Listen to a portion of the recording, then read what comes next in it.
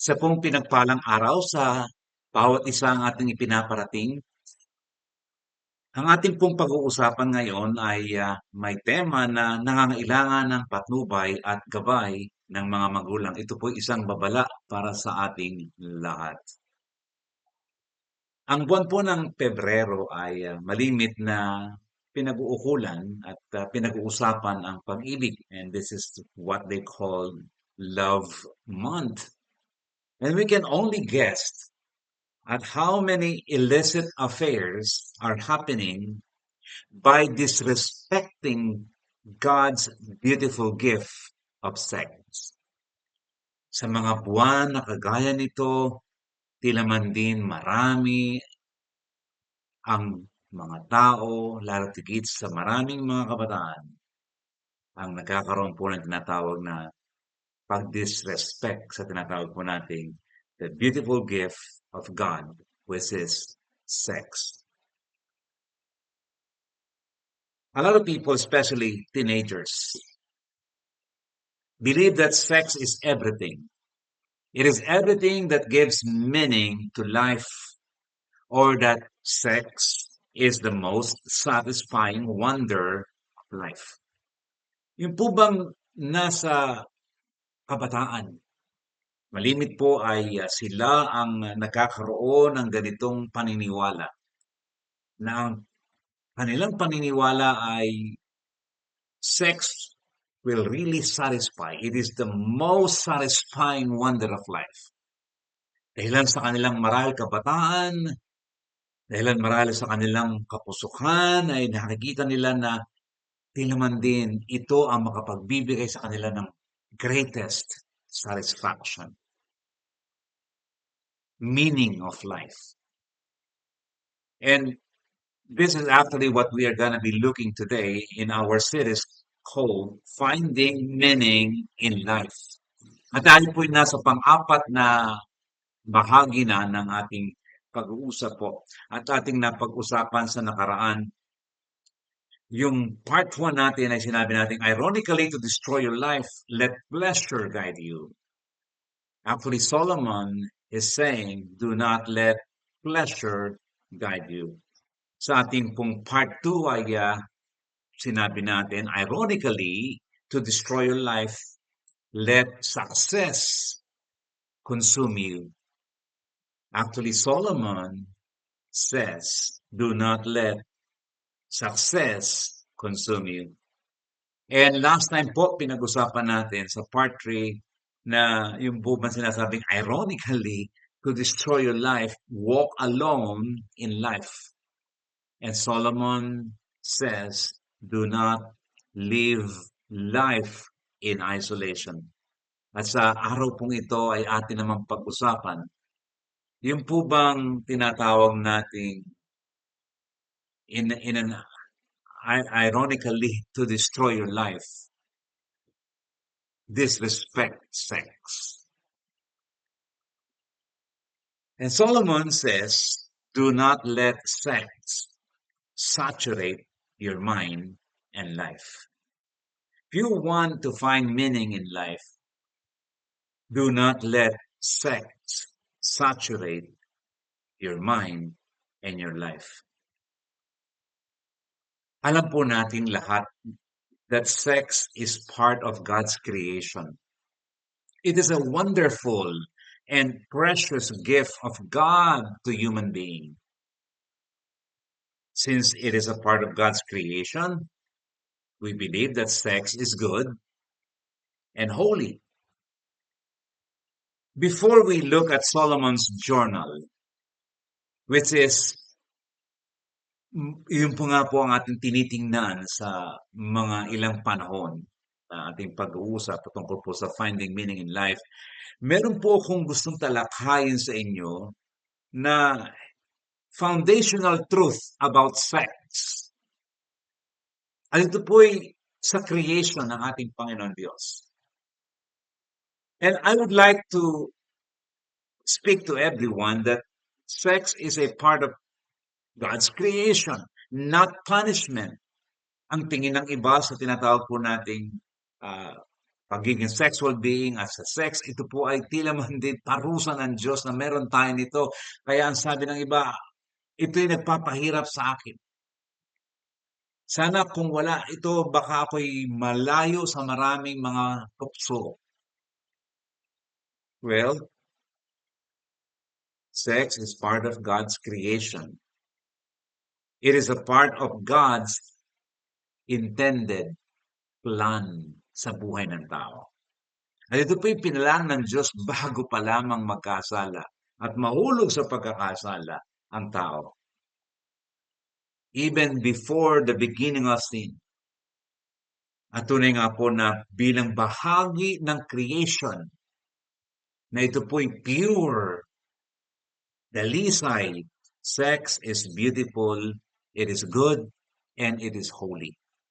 Every male and female within marriage, underline those two words, within marriage, must enjoy it without guilt. Sabi po ng Genesis chapter 2, verses 23 hanggang 25, at last the man exclaimed, this one is bone from my bone and flesh from my flesh.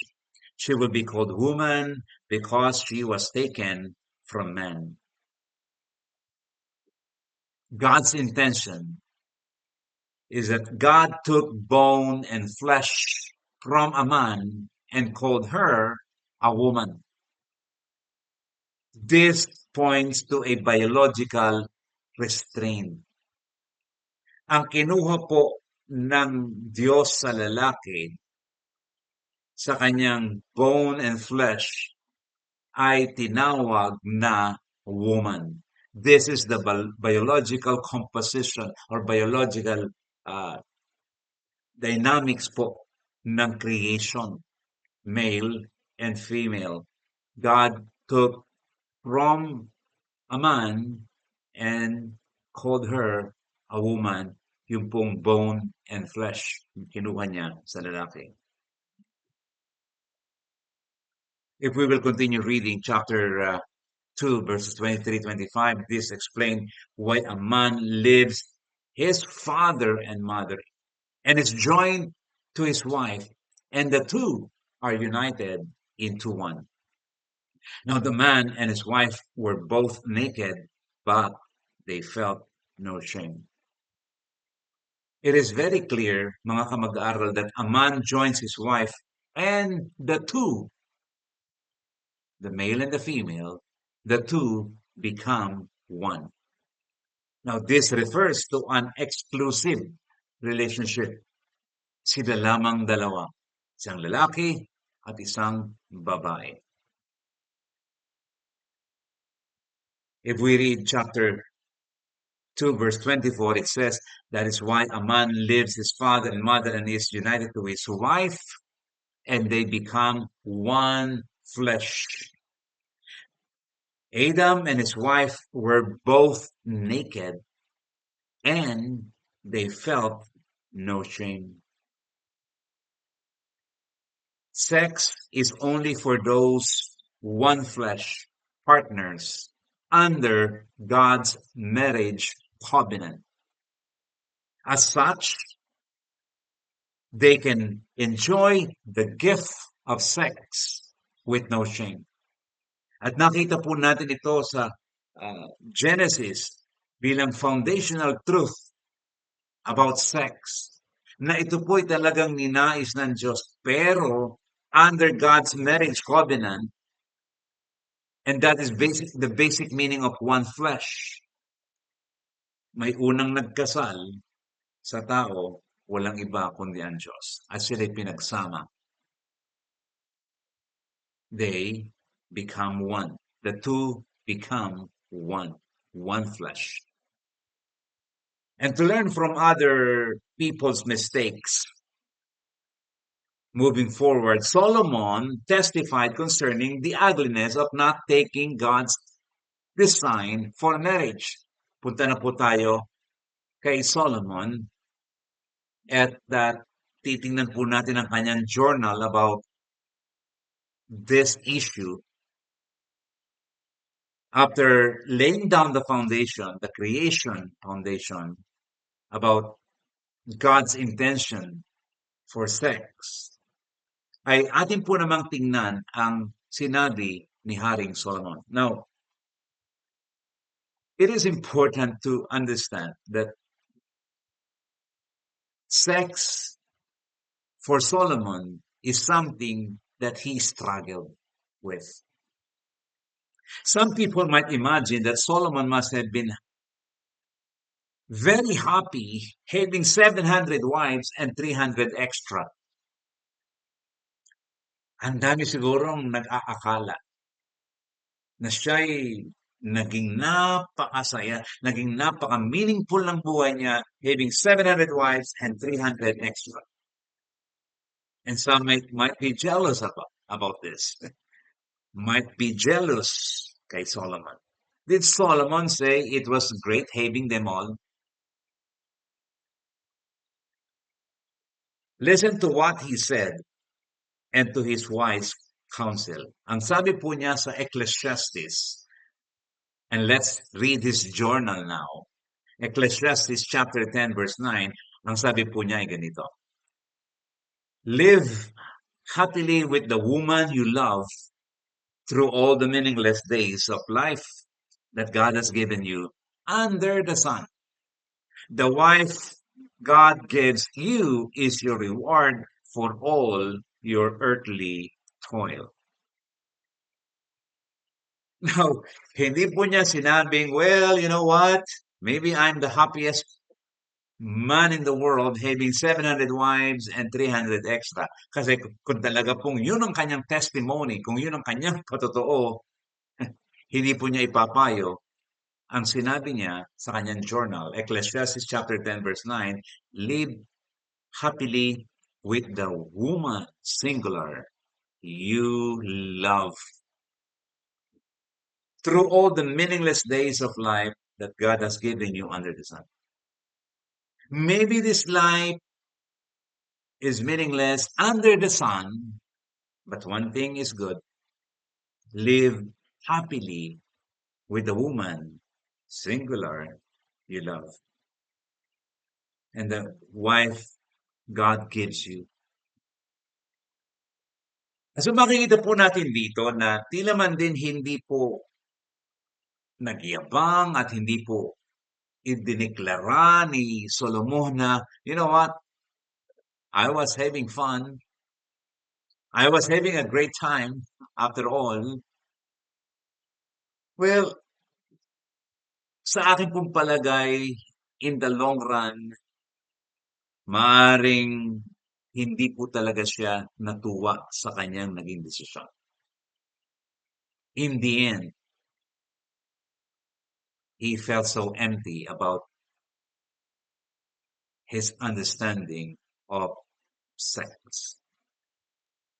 Kaya ito ang kanyang binayo, chapter 5, verse 15 ng Proverbs. Drink water from your own well. Share your love only with your wife. Doon po naman sa isang translation sa CEB, you should be faithful to your wife just as you take water from your own well. Makikita po niyo ang payo niya, yung pagiging exclusive relationship ng husband and wife. At parang sinasabi niya, you know what? You need to be genius. And he's speaking to you and to me today. You need to be genius. Learn from my mistakes. Matuto kayo sa aking mga pagkakamali. At ito ang sinasabi ko sa inyo ngayon. Proverbs 5:15. Proverbs 5:17. Ang sabi niya, save yourself for your wife and don't have sex with other women. Maliwanag po ang kanyang mga sinasabi. Maging ikaw lamang ay masaya sa isang babae and don't have sex. Ang sabi po ng CEV version, don't have sex with other women. Siguro nasasabi ng iba na, well, Ang dali namang sabihin ni Solomon kasi naranasan na niya at ang sabi nga po ng iba marahil ay, hayaan mo munang maranasan ko para masabi ko na talagang walang walang saysay ito. Well, you don't need to do that. May nauna na sa atin, may nabuwal na sa atin, may nalungkot na sa ating nauna sa atin nagsasabing, you know what? If you will take this direction, your life will be meaningless, empty, and it's not worth it. It's disastrous. It's trouble. Sabi po niya sa chapter 5:19, if we will continue reading yung pong Proverbs 5, 5:15, 5:17, 5:18, ngayon po 5:19, ang sabi niya, she is a loving deer, a graceful doe, let her breast satisfy you always. May you always be captivated by her love. By your wife.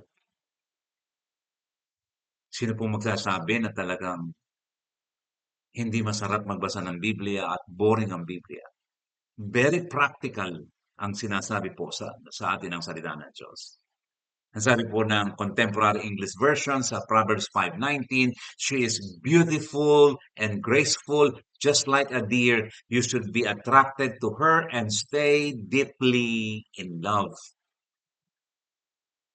Now, this answers the question whether God approved Solomon having 700 wives and 300 concubines. Palagay ko po naging maliwanag na sa atin kung pinayagan at pinahintulutan pero inapprove ba ito? May stamp of approval ba ito? At ako po'y naniniwala na walang stamp of approval ang ginawa ni Solomon. Isang pagkakamali na kanyang itinatama at sinasabi sa ating lahat, it's not, so you are not supposed to be doing that. I did it and my life was empty. It did not satisfy completely. It is not the most satisfying thing in life. We're not saying it cannot satisfy, pero kung dito na lamang ang lahat na iyong inaasahan, lalo tigit sa tinatawag po nating maraming mga nai-involve sa ganitong bagay, sa mga sexual activities, Solomon is speaking, it's not worth it. Don't do it. Do not saturate your mind and do not saturate your life with sex. At kung nabubuhay po marahil si Solomon at alam kong kahit noon at hanggang ngayon ay itong kanyang sasabihin, Solomon would be saying also, if I were to do it again, I would remain just having the wife of my youth. I would remain just having the wife of my youth. Isa lamang. The wife of my youth. Yung pinakasalan ko nung bata pa ako. Yun na lamang ang aking magiging kasama sa buhay. Solomon learned that this disrespecting God's design for sex has a terrible consequence. It has a terrible consequence. It is full of trouble. The truth is Proverbs chapter 5 was something he spoke to or wrote for his son, para po sa kanyang anak ito.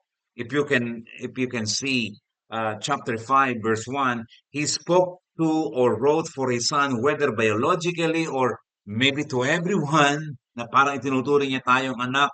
Sinulat niya po ito para sa ating lahat so that we can learn and not do it just like what he did it. Because he disrespected God's design for sex. Solomon learned the hard way. Ang sabi nga po ng Proverbs chapter 5 at gusto kong ipakita sa inyo na kinakausap po niya ang kanyang anak or maaaring it could be a representation lamang po ng kanyang ng isang anak pero tayong lahat ang tinutukoy dito. Never stray from what I am about to say. Stay away from her. Don't go near the door of her house. Solomon was addressing either his biological sons or everyone today, including you and me, who could hear him.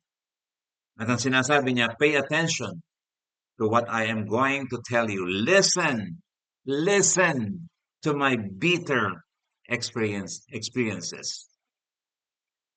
Makinig kayo sa aking mapait na mga karanasan. Solomon had spoken. Disrespecting God's design for sex is one of the most bitter experiences I had in life. Kung meron mang isa sa pinakamapait na karanasan ako sa buhay, it is disrespecting God's design for sex. Disrespecting God's design for sex is a trap. At ang sabi nga niya, it is as bitter as death. Grabe po ang kanyang paglalarawan. It is as bitter as death. Even more bitter than death. Ang sabi nga po niya. Let's read it. Ecclesiastes chapter 7 verse 9. I discovered that a seductive woman is a trap more bitter than death. Her passion is a snare, and her soft hands are chains. Those who are pleasing to God will escape her, but sinners will be caught in her snare. Mga kamag-aral, bihira po kayo makakita ng ganitong statement, more bitter than death. And please understand that he's referring to a seductive woman, not women in general, okay? Just to be sure that we are on the same page here. A seductive woman is a trap more bitter than that. Ang sabi niya, those who are pleasing to God will, those who are pleasing to God will escape her. Nais mong bigyan ng kaluguro ng Diyos, kasan mo ang mga seductive woman. Solomon's warning to his son, or to all the sons, all the men in general, is so strong. An unrestrained disrespect for sex is a spiral down to a meaningless and useless life. It cannot be more clear than this. Proverbs 5:23. Ang sabi niya, he will die for lack of self-control. He will be lost because of his great foolishness. Stop it. Itigil mo yan. Kasi baka sa kawalan mo ng pagpipigil mo sa iyong sarili. By disrespecting sex, God's design for sex, he will die. He will die for what? For lack of self-control. And he will be lost because of his great foolishness. And he called it foolishness. Solomon spoke a lot more about disrespecting sex in the book of Proverbs, which we do not have time to do, na basahin po lahat. But just for example, hindi po lamang sa chapter 5 ng Proverbs, he also mentioned some of these issues sa chapter 6, verses 24 hanggang 29, and I will encourage you to read them. Let's make sure we understand Solomon clearly at this point in time. He was not making a sweeping statement that all women were a trap or like a bitter death. Gusto ko pong bigyan ito ng diin kasi ayoko pong ma-misinterpret tayo. He was referring to some immoral or bad, seductive women whom he surely witnessed at nakita po niya ito. At marahil or malaki ang posibilidad na siya'y nahulog. Naranasan niyang mahulog sa mga ganito. And here's why, and this is why, and this is what he said. Why and what he said. Ito po ang sabi niya. Chapter 18, verse 22. Kung bakit hindi po lahat ng babae ay tinutukoy ni Solomon. At kundi yun lamang mga seductive at mga evil, immoral women. Sabi po niya sa Proverbs 18:22, the man who finds a wife finds a treasure and he receives favor from the Lord. And so we are making a distinction here between a faithful woman, a godly woman, a wife na ipinadala ng Panginoon na tumanggap ang isang lalaki sapagkat ito'y favor from the Lord. So, naging maliwanag po mga kamag-aral na very particular po siya doon sa bitter death. Bitter, more bitter than death. Mas mapait or like a bitter death. Only to the seductive woman, but not to all the women. Kasi sinabi nga po yan sa Proverbs 18:22, the man who finds a wife finds a treasure and he receives favor from the Lord. Sabi rin po ng Proverbs 19:14, fathers can give their sons an inheritance of houses and wealth, but only the Lord can give an understanding wife. Kaya, hindi po ito tumutukoy sa lahat ng babae. Yung kanyang karanasan ay naging mapait sapagkat na-involve po siya marahil, malamang sa mga seductive, evil, immoral women. At ang sabi niya, don't do it. Don't do it. Do not let your life and your mind na masaturate ng sex. Kinakailangan manatili tayo sa God's design for marriage, for sex. It is within marriage. Sex is within marriage. It is holy. It is good. And therefore, stick to that. Doon ka. Be faithful to God's design for sex.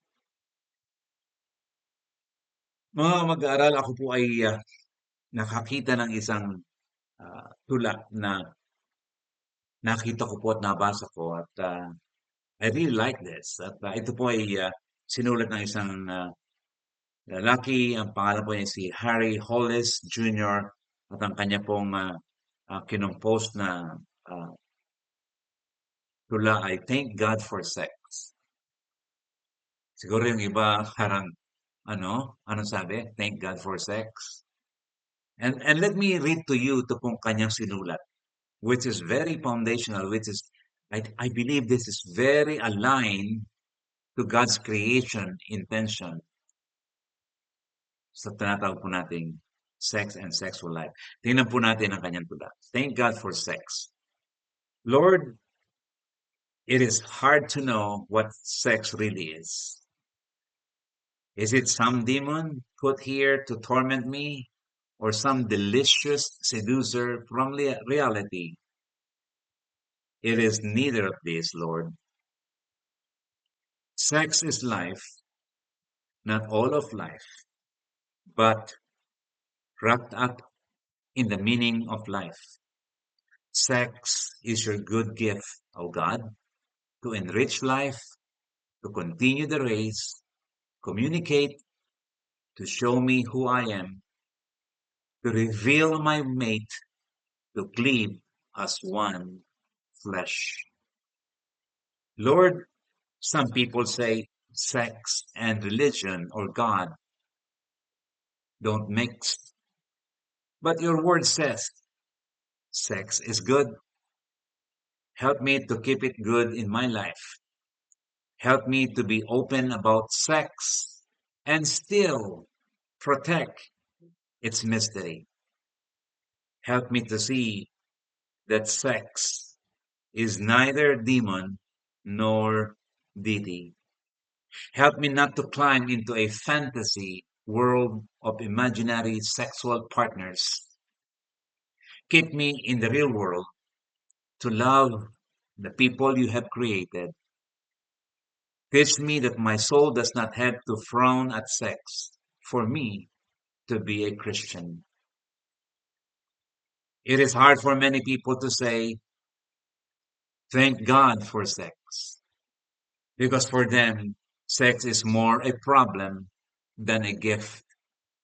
They need to know that sex and gospel or the Bible can be linked together again. Show me how I can help them. Thank you, Lord, for making me a sexual being. Thank you for showing me how to treat others with trust and love. Thank you for letting me talk to you about sex. Thank you that I feel free to say, thank God for sex. Napakaganda pong panalangin na pwede niyong gawin at pwede kong gawin. And maybe hindi natin naisip ito. At hindi tayo nakapanalangin ng ganito sa Diyos. Thank God for sex. Na ang isang mag-asawa na itinali ng Diyos at tinatawag nating kasal ay makakapagpasalamat at makakapagpuri sa Diyos at masasabi nila bilang mag-asawa, before and after, God, thank you for sex. It is good, it is holy within marriage for male and female. Solomon has spoken. Do not live a meaningless life by allowing sex saturate your mind and life. Although he knew the foundational truth about sex at alam po niya ang creation story. Alam niya na ang foundational truth about sex is that sex is good and holy. It is never a punishment. It is never meant to torture anyone. But he realized that he was wrong and he repented because he deviated from God's original design of sex. He repented. He turned around and he admitted he disrespected sex. Mga kamag-aral, it's time for me to share the good news. Because I do not know if this hit home to some of us. I don't know how many of us could really admit that one way or the other, maybe we disrespected sex and the God's gift of sex. But here's the good news. Sexual sins or sexual promiscuity like fornication, adultery, addiction to pornography, cohabitation, or having a live-in partner are not the worst sins, no matter how you were told. Marahil nasabihan kayo, that's the worst sin. At marahil sinabi sa inyo, walang kapatawaran sa kasalanan mong yan. The truth is, like Solomon, if we repent, if we turn around from habitually disrespecting sex, our God is the God of second chances. Kung ano man yung nakaraan mo, kung gaano man napakasama ng ating nakaraan regarding this issue, the God that you serve, the God that you know, the God who created the world, the God who created sex, is the God of the second chances. The God of grace, the God of love, the God of forgiveness. if you will completely, totally repent and turn around from habitually disrespecting sex. Maybe like Solomon, who had 700 wives and 300 concubines. Maybe Solomon felt that his sin is so great. But later on, he learned that God's love is greater. Yes, your sin and my sin is greater, but his love is greater.